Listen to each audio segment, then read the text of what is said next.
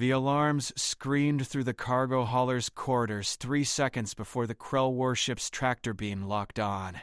Captain Elena Cross didn't flinch. She'd been expecting this. The disputed zone between human and Krell space had become a hunting ground, and her ship, the Meridian, was small enough to look vulnerable. She watched the massive alien vessel fill her view screen, all sharp angles and weapon ports, and allowed herself a small smile. Her crew looked to her, waiting. Elena stood calmly, smoothing her jacket. "Let them board," she said. "And remember what I told you. Stay calm. Stay ready." The docking clamps hit hard enough to rattle the deck plating. Elena counted to 10, then 20. The airlock hissed open and they came through like a storm. 7 feet of scaled muscle and battle armor, weapons raised and voices roaring in that guttural Krell dialect that was meant to inspire terror. Commander Vex'thor entered last. His crest flared wide in a dominance display that had brought entire planetary governments to their knees. He was enormous even by Krell standards, his armor decorated with kill markers from a dozen campaigns. His eyes, yellow and cold, fixed on Elena. He expected her to cower. She smiled instead, hands clasped loosely in front of her. "Commander," she said, politely, "welcome aboard the Meridian. I'm Captain Elena Cross. How can I help you today?" The question seemed to confuse him for a moment. Vex'thor took 3 heavy steps forward, his warriors fanning out to cover her crew. He leaned down, bringing his fanged face close to hers, and roared. It was a challenge scream, used for centuries to break the will of prey species. The sound was deafening in a confined space. It rattled through Elena's chest and made her ears ring. "Yeah."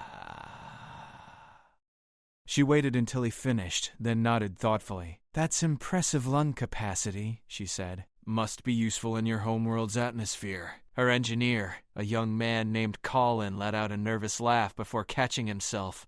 Vex'thor's head snapped toward the sound.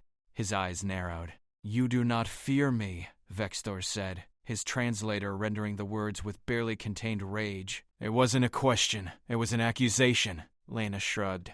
"Should I? You haven't given me a reason to yet. You've boarded my ship, yes, but we're in disputed space. Technically, neither of us should be here. So far, you've just been loud." The Krell Commander's crest flared wider. This wasn't how it was supposed to go. Every species they'd encountered understood the hierarchy. The strong commanded, the weak obeyed. Fear was the universal language, but this human, this small female, stood before him as if they were equals. Worse, as if she found him mildly interesting rather than terrifying. "You will surrender your cargo," Vex'thor commanded, his voice dropping to a dangerous growl. "You will kneel before Krell authority. You will beg for the mercy of not being spaced." Elena smiled and wavered. "I'm going to have to decline all 3 of those options, Commander. The cargo belongs to the colony on Ventress 4. They need medical supplies and building materials. As for kneeling and begging, humans stopped doing that a long time ago. Didn't work out well for the people demanding it." She said it conversationally, as if discussing the weather. Vex'thor's claws extended. Around the bridge, her crew tensed, but Elena raised one hand slightly, palm down. The gesture was subtle but clear. "Not yet." Vex'thor moved faster than something his size should have been able to move. He grabbed Colin by the throat, lifting the young engineer off his feet. "Perhaps you need proper motivation, human. Perhaps I break this one first, then we discuss your compliance." Colin's face went red, his hands clawing at the Krell's armored wrist. Elena's expression changed, not to fear, not to panic. But something shifted behind her eyes, something cold and calculating that Vex'thor, in his rage, didn't notice. "Commander," Elena said, her voice quiet now, stripped of the polite tone, "I'm going to ask you once to put him down. Just once." Vex'thor laughed a harsh barking sound. "Or what, little human? What will you do?" Elena moved. Her right hand dropped to her hip, to the old-fashioned holster everyone had assumed was decorative. The revolver cleared leather in one smooth motion, the kind of draw that came from thousands of hours of practice. It was an antique, a Smith & Wesson Model 29, polished steel and walnut grips, completely out of place in an age of plasma weapons and railguns. Vex'thor stared at it, confused. His warriors raised their own weapons, but Elena's crew had moved too, taking cover positions they'd drilled 100 times. The bridge became a frozen tableau, everyone waiting. "That," Elena said, "is a .44 Magnum revolver. It's old. It's simple. It fires a chunk of lead at high velocity using controlled explosives. My grandfather carried it. His grandfather carried it before him. It's killed exactly 7 people, all of whom needed killing." She raised the weapon, not pointing it at Vex'thor. Not yet, just holding it steady. Humans had a saying back when we were still figuring out how not to kill each other. God made men. Samuel Colt made them equal. We learned early that strength isn't everything, that rage isn't power, that the willingness to stand your ground matters more than size. Vex'thor's grip on Colin loosened slightly. He was beginning to understand that he'd made a mistake, though he didn't yet know how large. "You think because we're smaller, we're prey," Elena continued. "Every predator species makes that assumption at first. But we evolved on a planet that was trying to kill us every single day. We survived ice ages and plagues and wars that made your little border skirmishes look like playground fights. We didn't survive by being the biggest or the strongest. We survived by being too stubborn to quit and too smart to fight fair." She thumbed back the hammer. The mechanical click was loud in the sudden silence. "Last chance, Commander. Put him down. Take your warriors and leave. This doesn't have to get ugly." Vex'thor's pride warred with his survival instinct. He'd never back down from a challenge. But there was something in this human's eyes, something that whispered of danger, in a way his instincts recognized, even if his conscious mind rejected it. He released Colin, who dropped to the deck, gasping. "You would start a war over one transport ship?" Vex'thor demanded. Elena's smile returned, but it wasn't polite anymore. It was the smile of Earth's apex predator. "No, Commander. But I'll end a confrontation before it becomes one."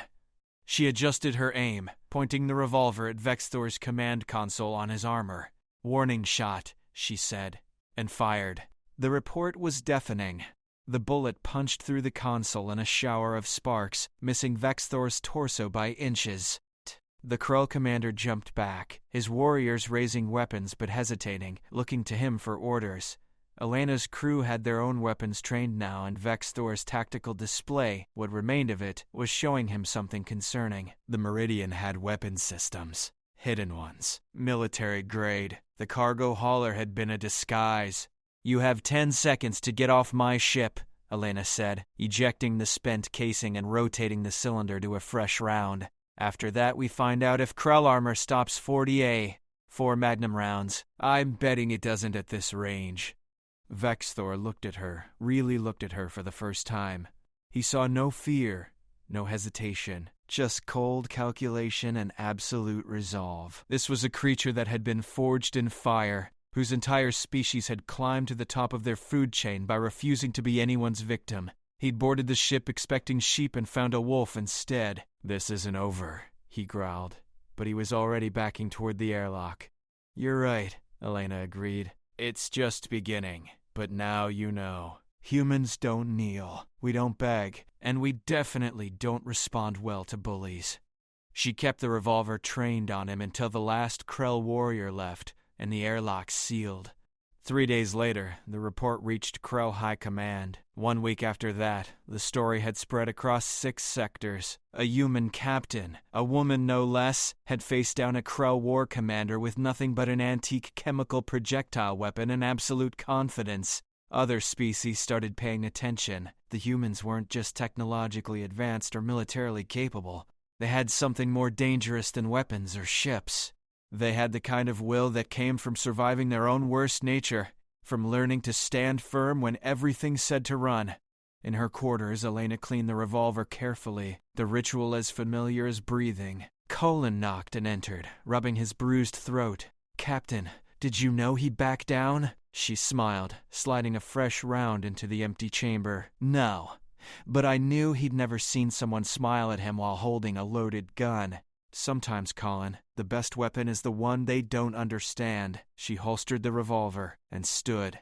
Outside, the stars waited. So did the next challenge. But Elena Cross, Like every other human who'd ever refused to surrender to the darkness, would face it the same way she'd faced Vex'thor, with a smile, with resolve, and with the ancient truth that humanity had learned long ago. Predators respect other predators, and nothing in the galaxy was more dangerous than prey that refused to run.